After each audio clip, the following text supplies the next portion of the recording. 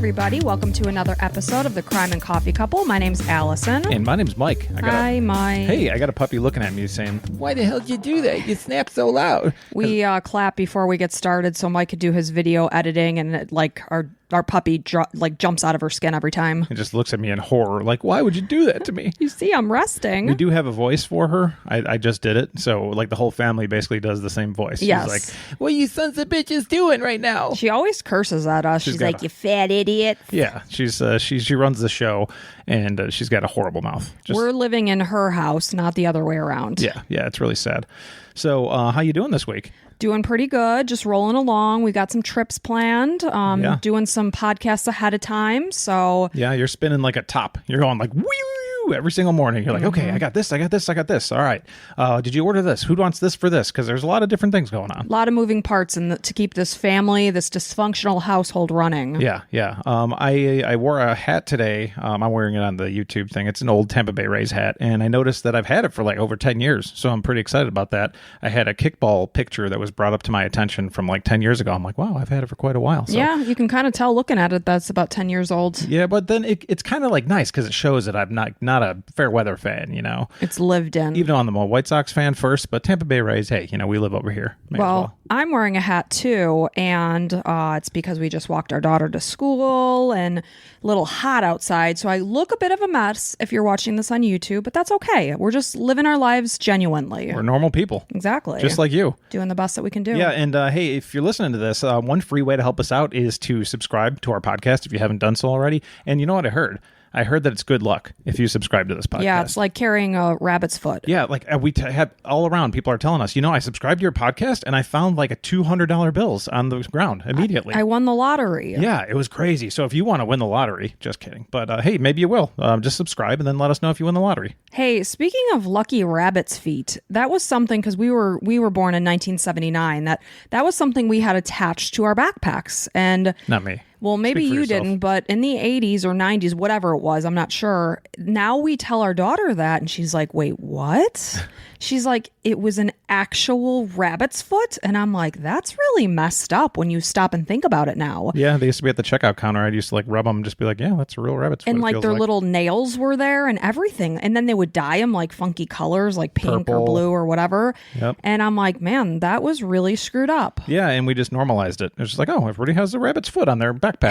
She could not believe it. Could have been like a pig's head, I'd probably be much heavier. But right, you would think. But yeah. It's something weird. It's funny how we just go along with things that are just presented to us as normal. Was that a big, so listeners, was that a big deal to you? And like, I know we have a lot of like UK and Australia listeners, so let us know if rabbit's feet were ever a thing. Yeah, it was probably the late 80s, early 90s, I would say. Yeah, now it's just like white Crocs and little like doohickeys that hang from their things. Like they're like little fidget toys and such. Yeah. Like our daughter has a million things dangling from her backpack. Yeah, everything. And our son wears sweatshirt and sweatpants every day to school, even though it's 90 outside. We were sweating our asses off from walking to school, and we're like, he was wearing a massive hoodie and sweatpants, and it's like 90 degrees at 7 a.m. And I talked to him. I'm like, why? Is it like kind of in style? He's like, yeah. I'm like, okay. Is it also comfortable? He's like, yeah. So really in style to be a sweaty, disgusting mess. Yeah, and it was a great conversation we had. Typical teenager conversation. Yeah. I'm like, ooh, God, teenage kids. Yeah. Wow. Hey, if you're struggling for questions with your teenagers, one that works for me is what's the most exciting thing that happened today?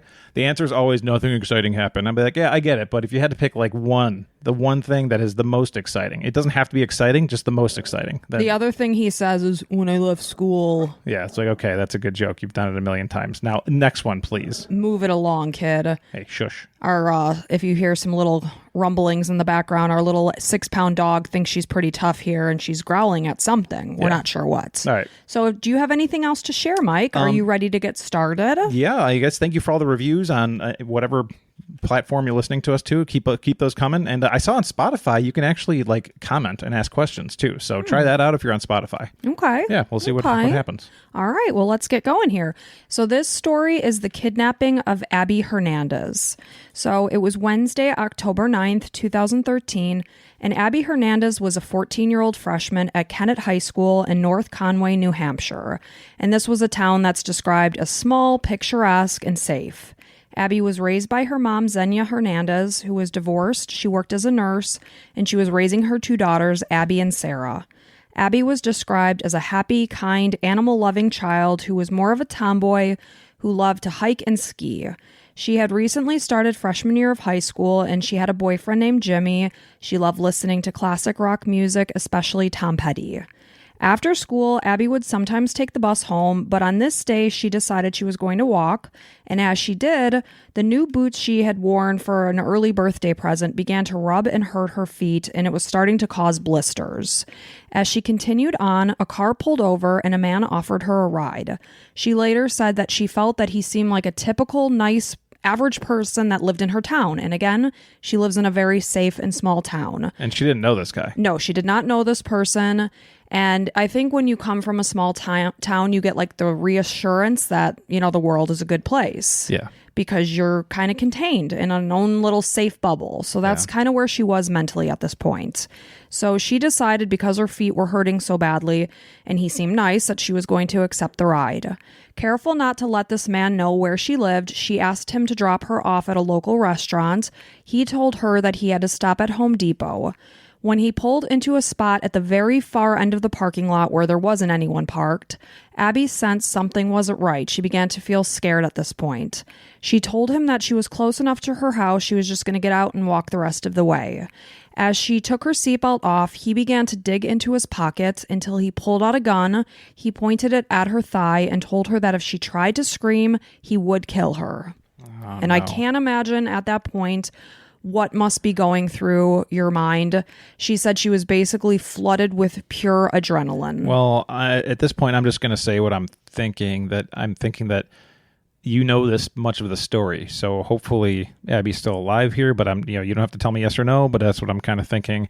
Obviously, you don't want to get in a car with a stranger. That's just, that's tough, but so nice to have people that are trusting, and it's unfortunate. Yeah. I actually talked to our daughter about this case because of, she's going to be 12 this year. Great opportunity to do so. If you have kids or nieces or nephews, it doesn't matter what somebody seems like. Ted Bundy looked like a nice, put together, handsome guy. Handsome, yeah. You just can't ever trust somebody that you don't know.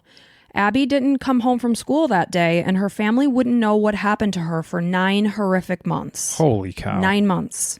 Xenia began to worry when time passed that, she's coming home from work and Abby's normally home at a certain point.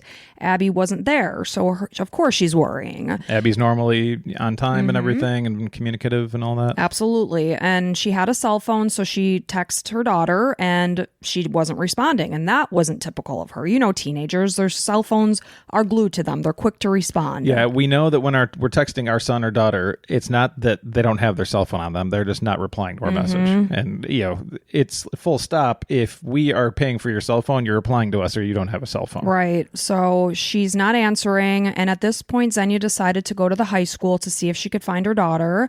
Xenia began to panic when the librarian told her that she had seen Abby leave the school. So Abby was a responsible person. She told her mom where she was going to be if her schedule was changing. Xenia called local hospitals, but there was no sign of Abby. She was only 3 days away from celebrating her 15th birthday, and this was a day that Abby was extremely excited for. She was planning it. Xenia absolutely knew that there was no possibility that Abby had run away. At 7 p.m. that evening, Xenia filed a missing persons report. The Conway police began the search, and the Attorney General's office as well as the FBI became involved. Abby's story was news headlines, at least in their local area. And of course, they're looking at the school surveillance video, and Abby was seen leaving the school at 2:29 p.m. She walked through the field hockey field down Eagles Way and into a power line trail near the school, where she was then seen walking between about 2:30 and 2:35. During this time, she exchanged several text messages with her boyfriend Jimmy as he was riding home on the bus. He told her that he loved her, and at 2:53 p.m., she sent her last text, which was a heart emoji. 14 minutes later, at 3:07 p.m., her cell signal disappeared. It was about a mile from her home. Police needed to find out what happened in that time frame from when she sent her last text and when her phone just fell off the grid. That is super fast. So I wonder if she was in the car at 2:53 when she was sending a heart emoji. I would imagine it was before she got in the car. Yeah. So the FBI said that the last known contact between the cell phone and the cell network was a tower on the west side of Cranmore Mountain. 3 days into the search, it was Abby's birthday, and instead of a celebration that they had planned, there was a candlelight vigil. Police were convinced that someone must have seen something because it was the middle of day, school's letting out. Obviously, somebody had to have grabbed her. Yeah, like everybody that was in this area, think back. Did you see anything at all? That it was maybe a little bit out of sorts. And of course, they're posting pictures of Abby and saying, if you have any information, if you saw this child walking, please contact police with any information you might have. Well, there was cars that probably saw this car pull over. Right. So police look closely into the relationship that Abby had with Jimmy, as well as her own family, because of course they're going to start from the inside. Sure. They found that she was a very family-oriented person. She was extremely close with her mom. They had a fantastic relationship. She seemed to be a classic teenage girl. As the weeks went by and it approached the 1-month mark that Abby had been missing, Xenia was falling into despair. And I can't imagine. I am a mom of a 14-year-old. And, Abby was 14. I can't imagine my kid not coming home from school and not knowing what happened to them. It actually makes me feel sick to my stomach to even think about. So I can only horrifically imagine what this poor woman was going through. So she wasn't coping. She wasn't going through her normal daily routines and tasks. Of course she wasn't. She was ignoring even checking her mailbox. So when she finally checked her mail, there were many letters of well wishes, at least 20. Within the pile, there was an envelope that appeared to be a letter from Abby. In it, Abby wrote how much she loved and missed her mom, and that she was alive and healthy. She asked her mom not to lose hope and to stay strong. She also wrote, "I'm sorry I did this." Xenia was both ecstatic as well as confused by the letter. She didn't know what it meant. Yeah, it was in her handwriting or Yes. was it typed? Okay. Yeah, and I'll So tell she you why. definitely They did it. definitely know that she wrote this letter. Okay. So she told her mom that she could not tell her where she was. The letter was sent 13 days after Abby disappeared and brought hope to the case because, of course, they're thinking, what are the odds that she's going to show up alive at this point? Well, yeah, the tale after 48 hours, Right. her chances drop dramatically. Dramatically. So this is giving them hope that, oh my gosh, she's alive. It was sent 13 days after. Absolutely. So they did definitely find out that it was Abby's DNA was found on the envelope. So it was surely her that did it. Investigators didn't know what to expect from the letter. Was it a message to reassure them that she was okay? And would we hear from her again? What's going to happen from here? I mean, you got to think the killer forced her to write this so that, he's not looked at again, It's just like, I mean, it's nice. It's as screwed up as it is. It's at least they know she's still alive or can hope that she is, maybe she forced her to write it or he forced her to write it before he killed her, but you hope that she's alive. That's the hope. So investigators also struggled with the decision, do they release this information to the public? Because it was possible that it was considered that maybe Abby sent the letter without her captor realizing it. We don't know what the situation is. Yeah. So eventually... although it would say that. She would have said that if that was the case. Yeah, you would think. So eventually the information was released to the media and Abby's case remained a missing persons case. After learning the information, public opinion, of course, social media, everyone's got their opinions, like we said. They're like a-holes. They started to express the idea that Abby was just a punk teenager runaway. The rumor mill in her high school started to speculate the possibility that Abby had gotten pregnant and ran away. The information within the case fit the description of an abduction, though, because Abby hadn't taken any of her personal belongings or money with her. Smart. She only left with the backpack on her shoulder, whatever she was carrying from school. This is why you let the experts take care of things. She wasn't able to drive. Her boyfriend was cleared from the case. It's not like he took her away somewhere. Yeah. The case soon grew cold, though, and the holidays and the new year was coming and it was going, and she still never reached out again. And not to mention, you can look at her texts, see if she texts any unsolicited numbers or whatever. Right. I don't know if that's and the right word. they definitely looked into her text messages. Right. We know that. And anything else, any pings that she could have been in places. And it's like, no, this seems like pretty cut and dry. She got taken. So according to the experts, this was an abduction. And you got to hope that somebody in the police force is like, no, takes charge and kind of is the champion of like, no, she's taken against her will. We got to find her. And that is what they continue to maintain that. Good. So the man who offered Abby a ride was 34-year-old Nate Kibbe. When he picked Abby up, his initial helpful demeanor quickly changed. When he pulled the gun, he threatened to slit her throat if she tried to escape or cry out. He took the baseball hat he was wearing off and put it on her head, covering her face with the brim of the hat. He handcuffed her hands behind her back. From the moment that Abby realized in horror that she was being kidnapped, her survival instincts immediately kicked into high gear, and she remembers thinking that she had to work with this guy. She said to him, "I don't judge you for this. If you let me go, I won't tell anybody about this." She asked him then if he was going to rape her. He asked her how old she was, and she told him 14. Good. The negotiations did not work at first. Abby would become Nate's prisoner for 9 torturous months. Can you possibly imagine the horrors that this child lived through? Yeah, horrible. So as Kibbe continued to drive, he caught Abby trying to peek from under the hat that she was wearing. So, she was trying to see where is he taking her. He noticed. She immediately felt a horrific pain in her leg. She thought he had shot her because, again, he had pulled out a gun and pointed it at her thigh. Yeah. But it was a stun gun. Oh, my God. And he took her cell phone. As he's driving, he's breaking it, saying, hey, people can be tracked on these things, so I'm going to break this. So he did. He broke her cell phone. He took back roads to avoid any kind of traffic signals because, of course, these can be equipped with cameras. He then brought her to his property and placed zip ties on her that were so tight they eventually left scars. He gagged her, he placed tape on her eyes, he wrapped a t-shirt around her head and put a motorcycle helmet on her head, and then he raped her. He let her watch the news about her disappearance. Abby watched as her mom begged for her safe return, sobbing in this video during a press conference.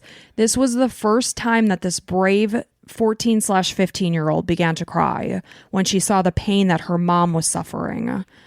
That's so sad, man. Burn this guy alive. He's useless. He cannot be redeemed. God, it's so horrible. It really is.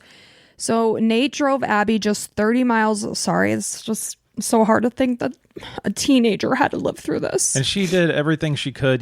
She realized, of course, I shouldn't have gotten in this car, but she, good for her instincts kicking in right away. I love the fact that she said she was 14, hoping that, he would think that was too young to rape her and stuff. A child. That's brilliant. That's really, so smart of her in this situation. And should she have gotten in the car? Absolutely not, but she's in it. So she's let's try in to the figure it car. out. She's a kid. Yeah. Kids make crazy mistakes and decisions. Right. It's part of being a kid. Yeah, and just none of this should have happened. And where does this guy come from? It's this is why we listen to stories like this. Where does this guy get off just picking up a random kid? It was random, right? He didn't know her? Yeah, he had never seen her in his life. Oh my God. Nate drove Abby just 30 miles north of Conway to where, from where she lived, to his mobile home community in Gorham, New Hampshire, keeping her hidden in a red cargo container on his property. When Nate placed a no trespassing sign near the container that sat next to his own trailer, his neighbors never even thought anything about it because they always found that he was a very odd person in general. Not a big surprise. No. Anybody that would randomly drive 30 miles away and pick up a child and rape them like a psychopath. The cargo container had cost Kibbe about $3,000. It had multiple rooms installed within it. It had electricity and space heaters. It was soundproof. Neighbors had no idea what was going on within its 4 walls.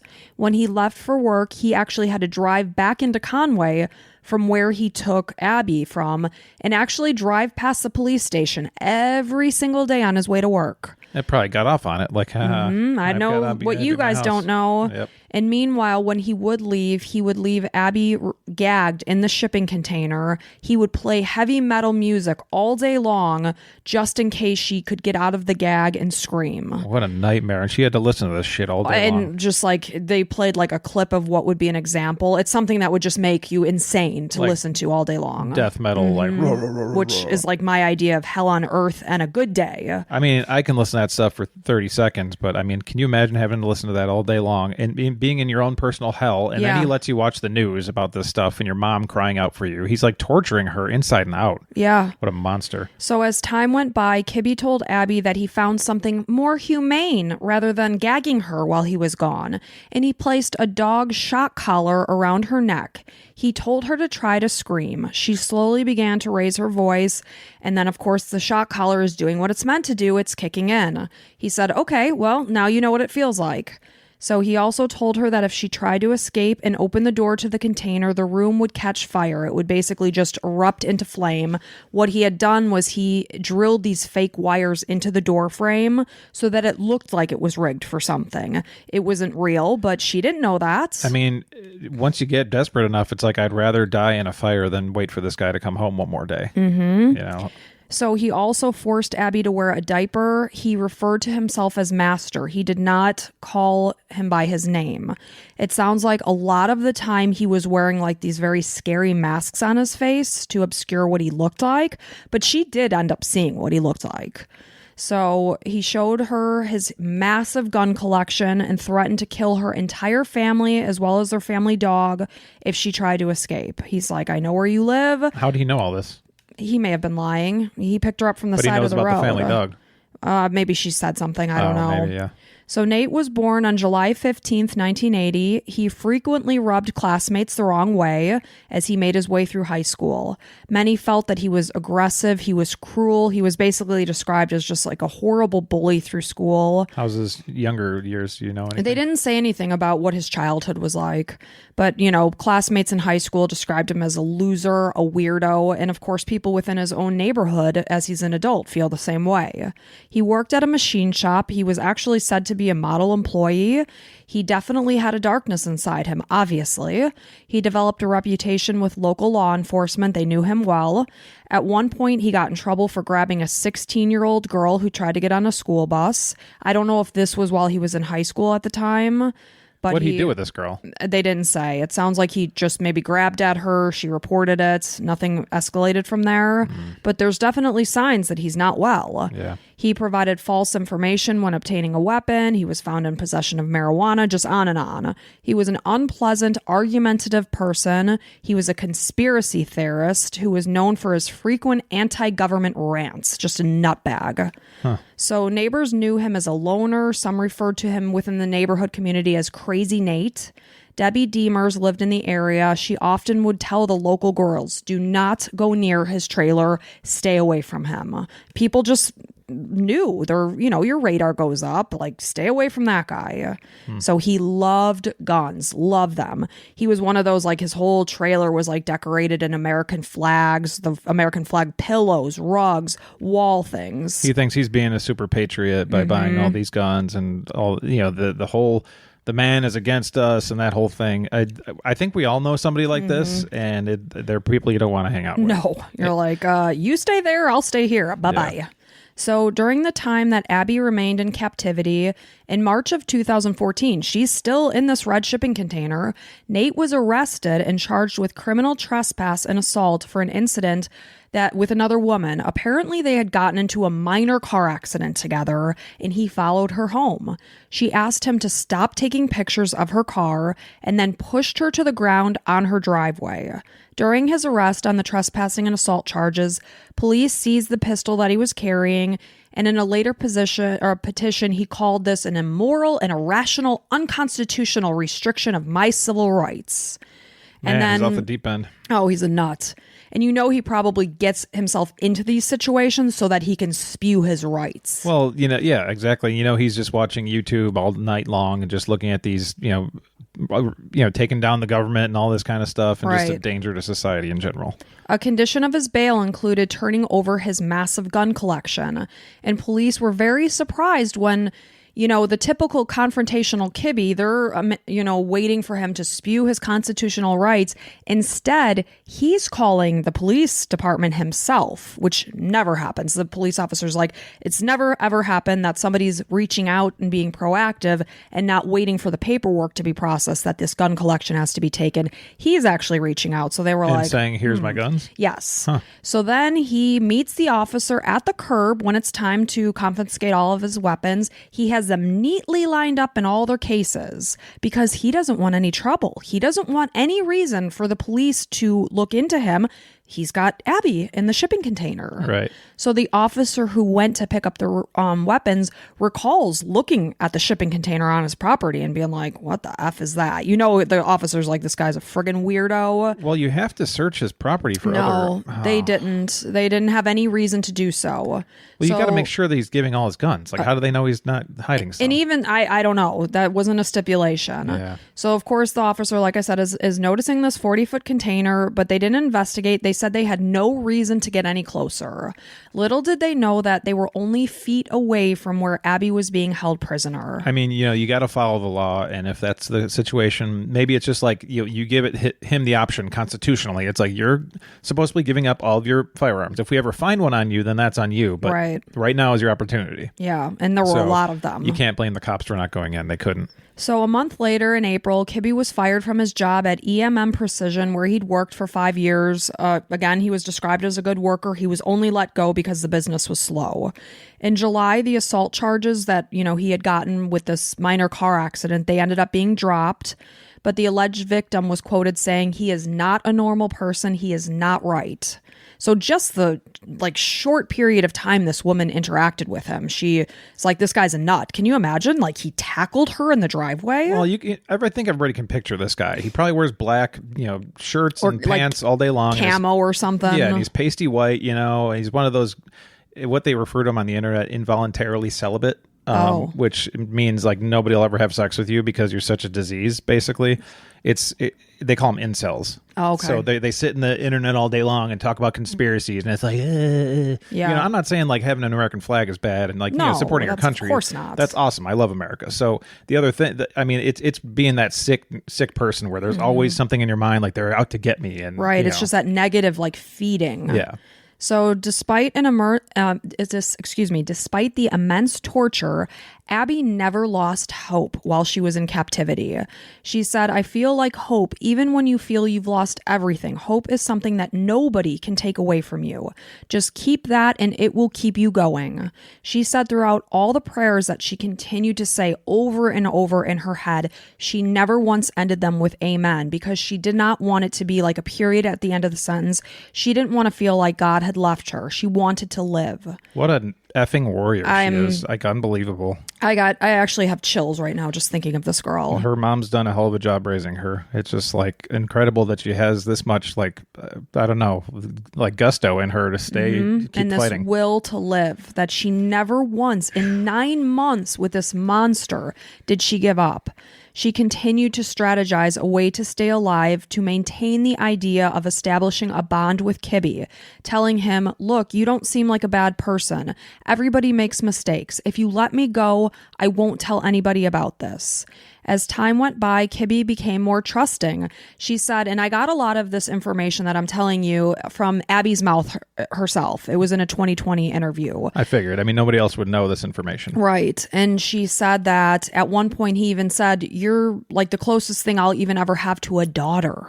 So despite the fact that throughout her 9 months of captivity, he continued to sexually assault her. And then I'd imagine that she's becoming less attractive to him because, he's basically treating her like a farm animal. She has a diaper on all the time. She's definitely not treating her right. You know that because he probably doesn't even treat himself right. He probably has bed sores and crap. I mean... And so it's like transitioning from this hot thing that he wanted to maybe a daughter now he's thinking because he's taking care of her. And he's right because no woman or any person would sleep with this guy because he's a sack of shit. He's disgusting.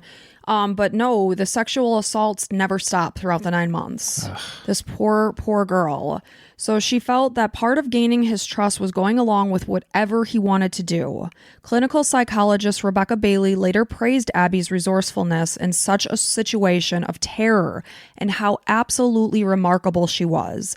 They basically said it would be like how to survive something 101. Like she did everything she was supposed to do in a situation like this. Just based on instincts. Yeah. And it sucks that you got to say do whatever they want, but then they become they think that you're part of them, that you're in a relationship. It's right. Like, oh yeah, she likes this. Okay. Yeah. And then he might treat you a little bit better. Well, and the whole thing is she's thinking in her head, how do I get out of this alive? Because you're always fearing, is today the day he's going to kill me because he has to get rid of me because I know who he is. Yeah. She still didn't know his name at this point, but because, you know, they're spending a lot of time together because he was let go from his job. He's giving her things to do to buy time.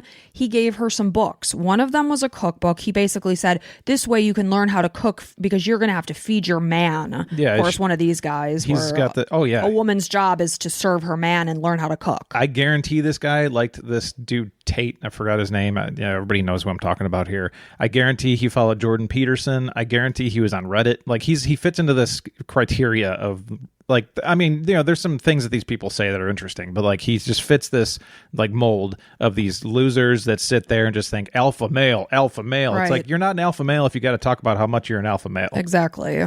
So while she's flipping through this cookbook, she noticed the name Nate Kibbe written inside. Nice. You know, she's a very smart girl. So she turned to him and she said, who is Nate Kibbe?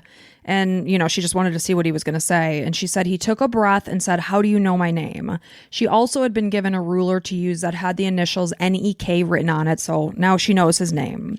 So when Kibbe allowed Abby to write the letter to her family that, you know, Xenia finally got, she said she first took her fingernail and like made an impression with it to write the word help in it so that her mom knew she didn't just voluntarily run away. He found this. And when he did, he held a stun gun to her feet in punishment. Abby described this as the most pain that she's ever felt in her entire life. So then he instructed her to write a second draft. He is the one that told her to write, I'm sorry I did this, because he wanted her to give off the idea that maybe she ran away with somebody. Sure. And that she wasn't taken. Yeah. But in a sense, transparent. She also meant what she wrote when she said this because she was sorry that she had trusted a stranger and made the decision to get into this person's car. Yeah. Well, so, yeah, like hindsight's 20/20, right? Yeah. And if there's any podcast that would like give her shit about this, then and if you listen to them, I would suggest never listening to podcasts that go over this and have any kind of victim shaming. I would hope because we all that, make mistakes, yeah. and obviously, sure, yeah, looking back, absolutely shouldn't have gotten in the car, but And part of being a kid is making mistakes. Unfortunately, this was a mistake that could have caused her life. So she wrote the letter. So she wrote the letter. The letter was postmarked on October 23rd. It didn't actually arrive till November 6th when Xenia actually checked the mail and got it. I'm not sure. But while in captivity, Kibbe told Abby that he had been abused while he was incarcerated for 42 days during high school. I guess a lot of the time during this 42-day juvenile detention or whatever, he was actually sent over to the psych ward of things because he was considered a risk to himself. But he was basically telling her this because she was wondering how he knew how to tie her up and such. So he indicated he learned these techniques when he was being abused in the juvenile system. That's what he told her. And he said he wanted to start making counterfeit money because they owed him. And Abby volunteered to help him. Again, she wanted to seem like his trusty sidekick, somebody that was a friend of his, so that he would be less likely to kill her. So again, she wanted to agree with anything he said to make him happy. Yeah, it's a great idea. And this is the kind of guy who's such a douchebag. He wants constant reassurance and people to validate his thoughts. Yeah, because nobody else did. And once she is, he's like, oh, this is perfect. Well, and 98%, 99% of the population is like, fucking weirdo. 99.9. 99.9. He's a loser. Huge loser. She's trying to become a confidant of his, which is brilliant. Absolutely. In July of 2014, a woman that Kibbe had met online, this is Lauren Monday, she contacted him. Apparently they had spent time together, like very briefly. It sounds like they got like a hotel room together. He was basically just like comforting her. I don't know. It seems like he had a very deep hole inside of his body that needed filling, and she was helping him do this. So in return for the hotel room, he gave her three $50 bills. She goes to Walmart. She goes to the register to pay. The person at the register checks it. It's counterfeit. And she's going to be getting in trouble. And she's like, oh, shit. Good. And you know, like that's so awesome about Abby staying alive because you know this dumbass is going to screw up somehow. Right. And a whole, like, you don't know, you hope, and thank God. So she is pissed off. Sure. She tells the authorities exactly who gave her this money. Sweet. She then contacts Nate and says, I told the authorities and they're coming for your ass. She said, whatever you're making in your damn basement, you better clean it up right now because they're coming for your ass. She felt bad. A little bit. She was pissed. Sure. She didn't feel bad. But why tell him? Why give him a heads up? I think she just wanted to confront him. And being like, hey, I'm the asshole. one. I'm the one that told him, so good luck, asshole. Yeah. On the night of July 20th, 2014, Kibbe is like rushing out to Abby. He's like, I got to get you off my property because the police are likely coming. He gave her the clothes back that she wore on the day that he abducted her. They got into his car. Wearing his baseball hat, he actually took her to Dairy Queen where they had their last meal together. They ate in the parking lot of Dairy Queen. And Abby's release was very abrupt. You know, she's there and then all of a sudden she's being shuffled out of there. So Abby's released from where? Captivity. Okay. So from Dairy Queen, he takes her to a dark back road where there's like no cars, tells her to get out of the car. And then as she's getting ready to close the door, he's like, oh, give me my hat back. She throws the hat in the car. She's got to figure that she's going to get shot right now. She doesn't know what the hell is happening. She's got to be scared out of her wits. This is happening very quickly. He tells her, give me my hat back. She throws it into the car. She slams the car door. He drives off. Holy shit. This never happens. This never happens. I mean, what are the odds? What are the percentages? Wow. Minimal. 9 months with this guy. So she takes a mile walk home, and there's actually video surveillance from her mom's security camera of her walking up the walkway. Oh my God. After 9 months, she said as she was approaching the front door to her home, she could hear her mom on the phone. Should we put the link in the show notes? I'd want to see this right away. I think it'd be really cool. It was like really gave me chills just seeing her face as she's walking up to her house. She said when she opened the front door, she saw her mom's face immediately. And she said that her mom seemed to have like changed in looks because of the stress she had lived through for 9 months of not knowing, is she ever going to see her daughter again? Absolutely. So it's just absolutely unbelievable. She described seeing her mom as such a beautiful moment. Kibbe told Abby that if the police were to come to his home, he would immediately go to her house and kill her and her family. Tough shit, buddy. You're going to jail. Nice try. She's terrified. She's coming out of 9 months of trauma. So initially she was so scared to tell her mom. She said, I can't tell you who had me. And the downside is that you think that he's going to be free eventually because it's not a murder charge. So no, it's because you didn't kill her, you're going to get out of jail in 5 years, and then do it again to somebody else. Or come for me and my family. Right. So she's terrified, but finally, about a week later, she told everybody who had her. And she said this was Nathaniel Kibbe. He lived in Gorham, New Hampshire. A SWAT team raided his property. At this point in time, he already has his guns back that were given up. They were released back to him. So a SWAT team's coming, not knowing what kind of situation they're going to have on their hands. This guy's a nut. He's going to go down flaring. He is loaded with guns and ammo. So it ended up, though, so this is July 28th, 2014, that they went to his home. He was taken into custody without incident, thank God. Because he's a huge pussy. And of course this he is. Is all conjecture, and he's trying to be a tough guy. And should have gone down and fight. No, I don't want any police harmed. I want him harmed. I want him filled with bullet holes and never living again, because I don't want this guy ever to see the light of day, unfortunately. Exactly. Sorry if that's too much. But the police were basically saying that this is so exactly this classic person who acts like they're so tough. Oh, you're tough because you have a 14-year-old girl in handcuffs. That's the situation where he is the tough guy. But when it comes to police officers who have him under them, he's not a tough guy at all. Sure. That's exactly the type of person that this guy is. And there's so many just like him, and It's disgusting. It is. It's totally disgusting. He was arraigned on kidnapping charges in order to be held on a $1 million bail. His criminal record dated back to 1998 when he was 18 years old, and he was found guilty of assault at that point. On May 26, 2016, Kibbe pleaded guilty to 7 felony counts, including kidnapping and sexual assault, though he was not charged with anything to do with the counterfeit. They just left that off. Why? I don't know. Weird. I really don't know. But he was sentenced to 45 to 90 years in prison. Oh, fantastic. This girl, Abby, is incredible. She is remarkable. She is far more brave than I will ever be, and she's a child. She gave a victim impact statement at his sentencing. You can listen to it online. It truly took my breath away. She said that the 2 years that had gone by since she was a prisoner had gone both fast and slow. She said that what he'd done to her impacts her life on an everyday basis. She's afraid to tell anyone her last name at school since her name is tied to what happened to her. She said that others may think of him as a monster, but she sees him as a human. She told them that she forgives him. Abby made sure that he knows that he put himself in prison. You did this to you, not the other way around. I didn't do this to you.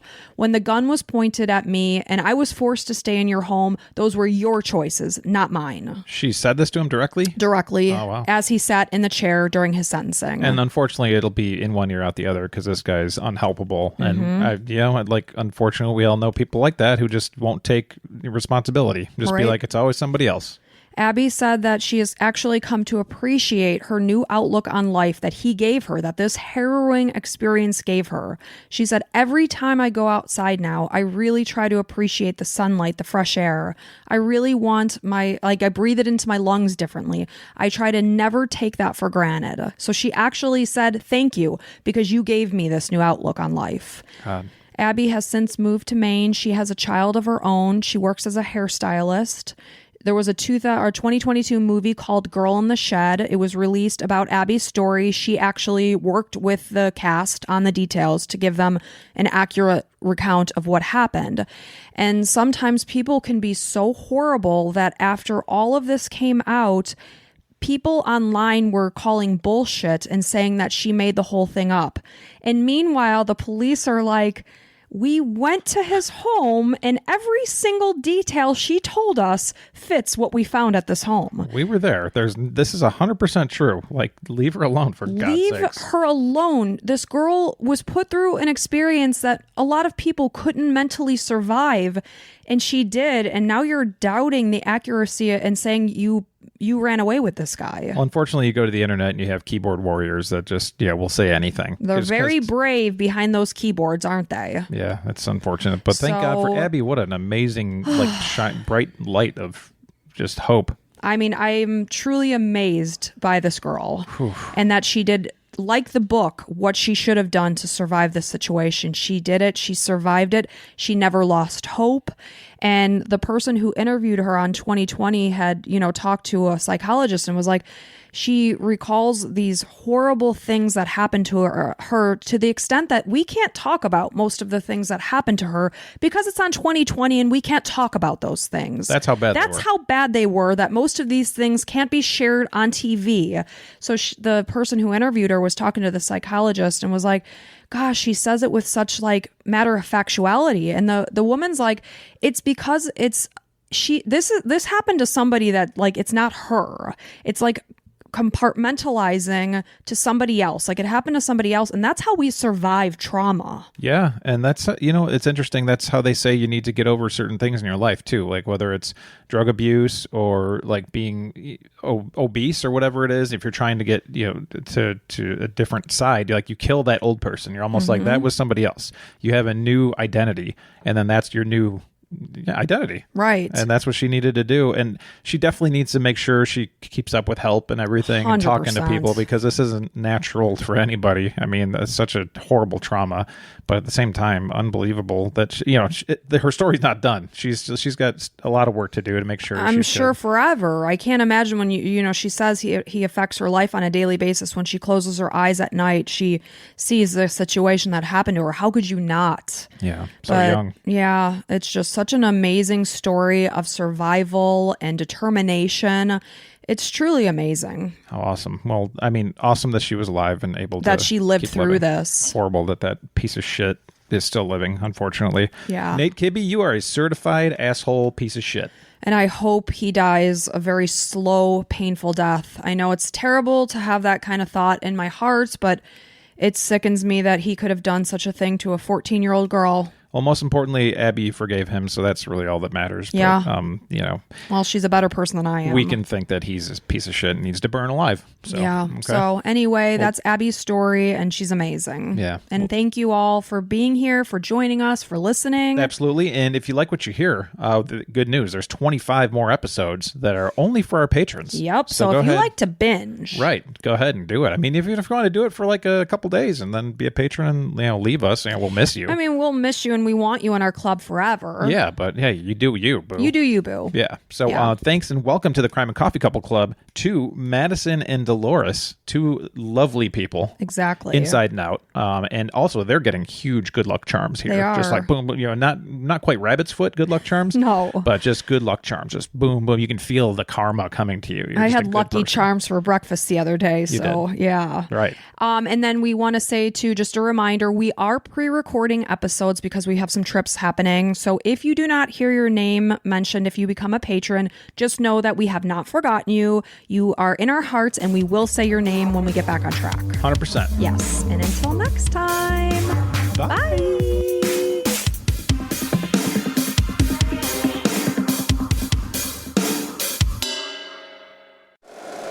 If you like the show, please take a moment to rate, review, and subscribe. It really does help the show to grow. Thank you for listening.